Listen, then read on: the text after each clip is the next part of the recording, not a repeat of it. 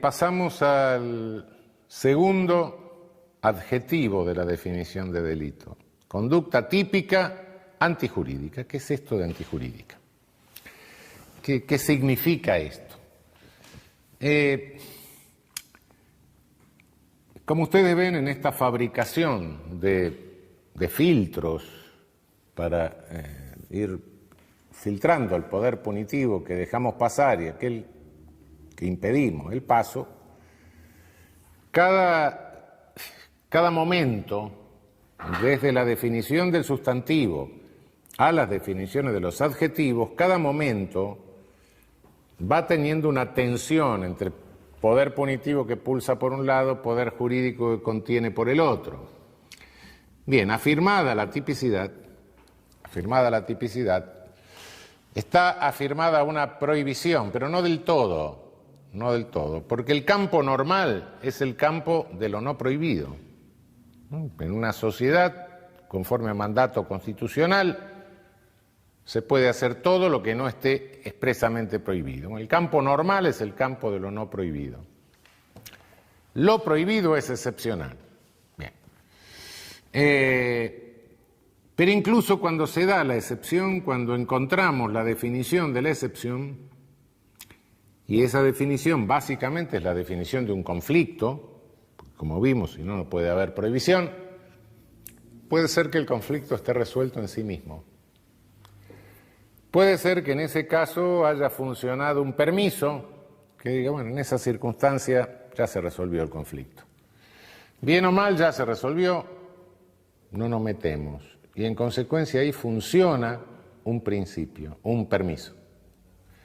Funcionando ese permiso, ¿qué significa esto dialécticamente hablando, por así decir? El campo de lo no prohibido está negado por la prohibición.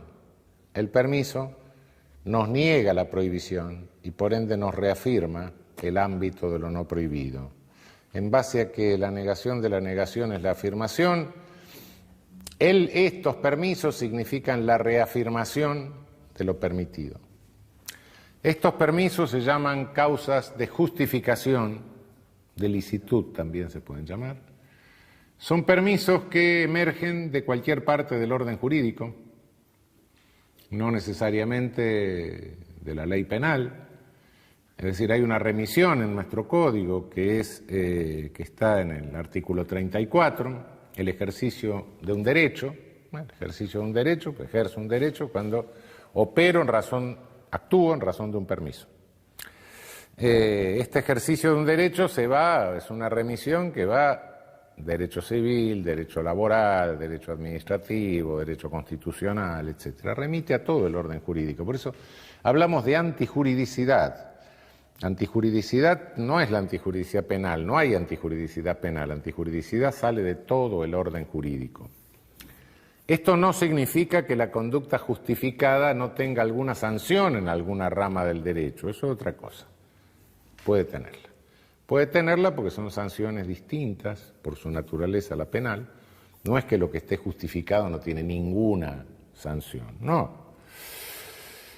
Si a mí me corre un sujeto por la calle, me va corriendo con un cuchillo, me tiro de cabeza adentro de la casa de alguien, con lo cual le rompo la ventana, me salvo, naturalmente. Estado de necesidad. El dueño de casa está leyendo el diario, ve que entro por la ventana y le rompí toda la ventana.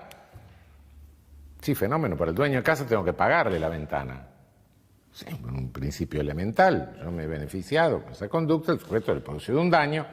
No tiene nada que ver si mi conducta está justificada, pero tengo que reparar el daño que he causado. Correcto.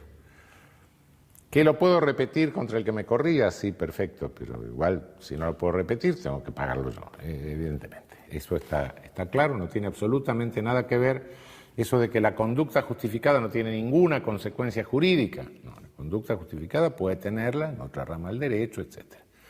Pero el permiso me sale de cualquier ámbito del orden jurídico. Puede ser el derecho de retención del hotelero, por ejemplo, del derecho de retención del equipaje del sujeto que no le paga el hospedaje. puede ser el derecho de retención de aquel que introduce una mejora en la cosa, dejo el auto a arreglar, me reparan el auto, me dicen son 1.000 pesos, no le pago, bueno, me retiene el auto hasta que le pague, un derecho de retención, también, todos esos derechos que pueden salir, ejercicio de derechos que salen de cualquier parte del orden jurídico. En la ley penal hay específicamente dos, que son la legítima defensa y el estado de necesidad justificante. No me voy a detener específicamente en estos dos, van a ver ustedes los principios generales que rigen uno y otro. Lo que sí quiero detenerme es en una discusión entre uno y otro que muchas veces no queda clara. Nuestra ley habla de legítima defensa, a diferencia de la ley alemana que habla de defensa necesaria, Notwehr, defensa necesaria. Nuestra ley habla de defensa legítima siguiendo la tradición francesa y habló siempre de defensa legítima desde el origen mismo de nuestra codificación, porque cuando Tejedor se copió el Código de Baviera, lo copió de una traducción francesa donde Notwehr lo habían traducido como legitime defense, defensa legítima. En consecuencia, siempre entre nosotros se habló de defensa legítima y no de defensa necesaria. ¿Esto qué significa? En principio, en la legítima defensa hay una agresión ilegítima que es una acción humana, como van a ver ustedes en el texto.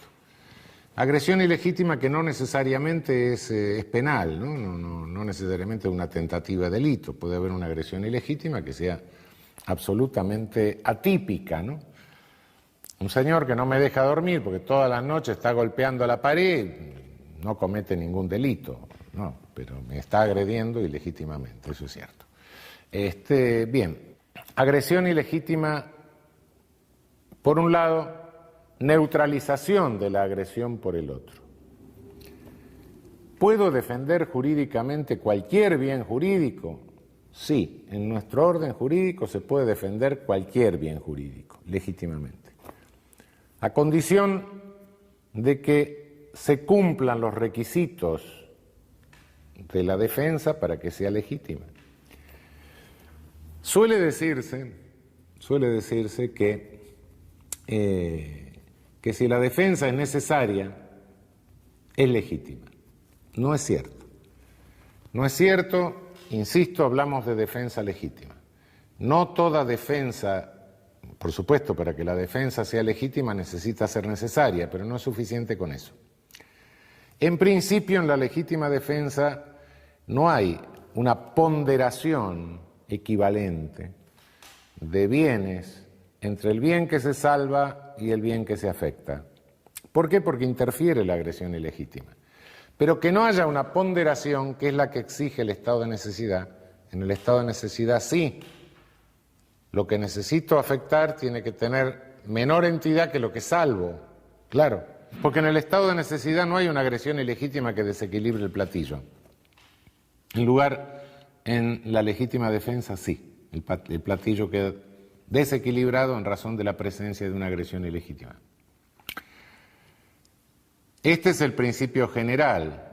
No se ponderan males en la legítima defensa, pero esto no significa que se tolere una desproporción realmente indignante de males. No toda defensa necesaria es legítima. Toda defensa legítima debe ser necesaria, pero no toda defensa necesaria es legítima.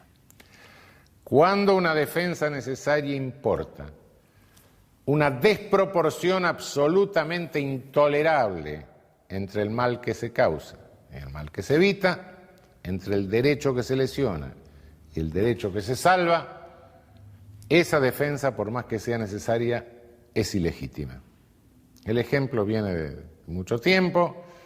Un paralítico que está en el fondo del huerto, a 50 metros, es paralítico, está sentado, no puede caminar, tiene una escopeta al lado, hay un niño que le va a sacar la manzanita, entonces el niño va a sacar la manzanita es de su propiedad, propiedad del paralítico, el paralítico no puede llegar para evitar que saque la manzanita, el niño va a sacar la manzanita, el único medio que tiene de evitar la manzanita es pegarle un escopetazo al niño. No, guarda, eso cuando lo escribió Metzger hace muchos años decía not kein la necesidad no conoce ley, not kein Gesetz. No, para nuestro derecho positivo eso no funciona. Para que la defensa sea legítima tiene que haber una mínima proporción, o por lo menos no existir una desproporción intolerable entre el bien que se afecta y el bien que se salva. Sobre la base de este principio no tenemos necesidad de limitar la defensa o restringir o impedir la admisibilidad de la legítima defensa en la defensa de cualquier bien jurídico. ¿Puedo defender mi derecho de prioridad de estacionamiento si llegué antes y se mete otro? Sí, no bajándome con un auto y matando al sujeto de un balazo. Le interfiero el auto adelante, no va a entrar. ¿Por qué? Porque yo tengo derecho a estar antes. ¿Sí? Listo. ¿Puedo tirarle un poco de agua al que se para a cantar abajo de la ventana? No me deja dormir toda la noche. Sí, claro, no le puedo tirar una maceta. Sí. Es decir, tomando la precaución de hacer la distinción entre defensa necesaria y defensa legítima, puedo admitir el derecho de legítima defensa de cualquier bien jurídico, por ínfimo que me parezca. A diferencia de la doctrina de otros países donde, tomando la necesidad en forma más estricta, evidentemente después tienen que restringir la legítima defensa a algunos bienes jurídicos importantes y excluirla de otros. Nosotros no tenemos necesidad de hacer esto. ¿Cómo se distingue el estado de necesidad justificante de otras necesidades? Estado de necesidad justificante es cuando el sujeto, la persona, causa un mal por evitar otro mal mayor. Pero ¿y si los males son iguales? O si el mal que se causa es mayor que el que se evita, entonces no hay justificación. Lo cual no significa que la conducta sea delito, porque nos falta el tercer adjetivo del sustantivo conducta, que es la culpabilidad. En estado de necesidad nosotros distinguimos el estado de necesidad justificante, cuando el bien que se sacrifica es inferior al bien que se salva, y el estado de necesidad exculpante, que es cuando el bien que se sacrifica es de la misma jerarquía o de superior jerarquía al bien que se salva. En algún momento se ha sostenido que en nuestra legislación positiva el estado de necesidad exculpante es supralegal. Yo creo que está perfectamente contenido en el artículo 34 de nuestro Código Penal. No creo que haya ninguna supralegalidad en la admisión del estado de necesidad exculpante, de modo que creo que no hay ningún problema en admitirlo dogmáticamente. Hay una pretendida causa de justificación a la que tengo que referirme porque se ha discutido bastante y se la ha entendido mal. Desde el derecho romano nos viene una eximente o atenuante en alguna historia, no en nuestro código, que pasa del derecho romano al derecho inglés, del derecho inglés pasa al Código de Brasil, del Código de Brasil, pasa a un proyecto Livingston en Estados Unidos, de ahí pasa al Código de Brasil, del Código de Brasil vuelve a España, y de España la ligamos en toda América Latina, que es la llamada obediencia debida. ¿Qué es la obediencia debida? Es una eximente que está... Hay quienes sostienen que la obediencia debida es una causa de justificación. Hay quienes sostienen que es una causa de exculpación. Sí. Y hay quienes sostienen que es una causa de ausencia de conducta. Bueno, se ha dicho de todo de la obediencia debida. Salvo que sea una ausencia de conducta, que no es. Todos los demás tienen razón, depende. La obediencia debida directamente no tiene autonomía científica, no tiene autonomía teórica. Darle autonomía, la podríamos sacar del código y no cambia nada, no cambia absolutamente nada. La obediencia debida nace en el derecho romano como una atenuante, una eximente de carácter familiar, intrafamiliar. El pater familiae, que tenía una autoridad absoluta, entonces se atenuaba o se eximía la responsabilidad dentro de la concepción totalmente patriarcal del derecho romano de todos los seres inferiores que estaban bajo el dominio del pater familia, ¿no? Las mujeres, los hijos, los sirvientes, los esclavos, los animales domésticos, etc. Entonces, bueno, era un eximente de carácter familiar. Luego queda como derecho público. Hoy lo único que se releva, se puede relevar la obediencia debida es en la relación de derecho público. En esa relación de derecho público, si la orden es legítima, el funcionario cumple, el subordinado cumple una orden legítima del superior, bueno, no hay tipicidad directamente, claro, no hay tipicidad. Un juez manda a un oficial de justicia secuestrar algo, secuestrar un objeto, en un procedimiento de carácter civil, con un objetivo reparador, cumpliendo con todas las normas legales, bueno, el secuestro que hace el oficial de justicia es perfectamente atípico, sí, correcto.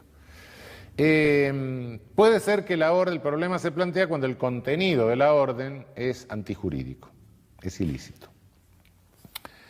Cuando el contenido de la orden es ilícito, puede que el subordinado se encuentre en un error invencible de tipo. Y puede que se encuentre en este error invencible de tipo porque no tenga la posibilidad de controlar la licitud del acto. Supongamos que el juez es loco y emite una cédula en la cual le ordena al oficial de justicia el secuestro de un objeto. ¿Por qué? Porque es loco y porque tiene una colección de objetos similares y quiere ese. Sí. Es un autor mediato el juez. El otro que ejecuta el hecho no tiene la posibilidad de reconocer el contenido ilícito. ¿Por qué? Porque tendría que ir a estudiar el expediente. Cada oficial de justicia no quiere estudiar el expediente que le ordena al juez que hace algo. Es absurdo. No tiene la posibilidad de reconocerlo. En tal caso hay un error invencible de tipo. El que actúa sin dolo es el oficial de justicia.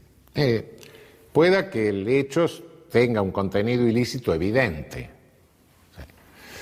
Si el hecho tiene un contenido ilícito evidente, o si le consta al subordinado que el contenido de la orden es ilícito y la cumple, puede pasar varias cosas. Una de estas cosas es que la cumpla por una amenaza, o cumplir la orden o te mato.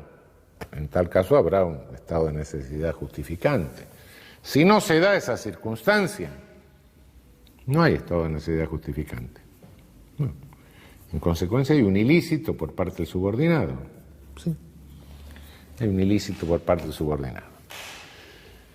Puede ser que la orden sea ilícita, el contenido de la orden sea ilícito, pero el mal que se evita no sea el mismo no sea inferior al que se causa. O matás o te mato. Estado de necesidad exculpante. Puede ser que no haya nada de esto, hay delito por parte del subordinado. Es decir, se nos disuelve esta eximente de obediencia debida, o bien es atipicidad, o bien es justificación, o bien es exculpación, o bien no es nada y es delito. Entonces, es lo que decía al comienzo, no tiene autonomía científica, no tiene autonomía dogmática. Es una tradición que hizo ese percurso, ese recorrido totalmente raro y finalmente vino a caer a nuestro artículo 34, pero no es una eximente autónoma, no es una específica causa de justificación, no es una específica causa de exculpación, no es una específica causa de atipicidad, sino que se nos disuelve en las otras eximentes que anulan o cancelan algunos de estos adjetivos del delito.